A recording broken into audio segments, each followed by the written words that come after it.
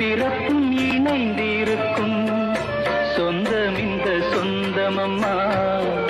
வாழ்விருக்கும் நாள் வரைக்கும் தஞ்சமுந்தன் நெஞ்சமம்மா.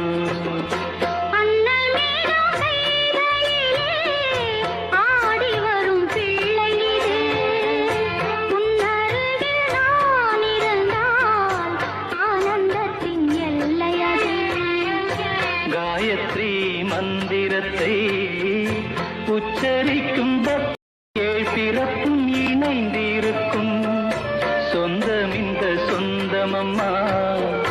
வாழ்விருக்கும் நாள் வரைக்கும் தஞ்சமுந்தன் நெஞ்சமம்மா.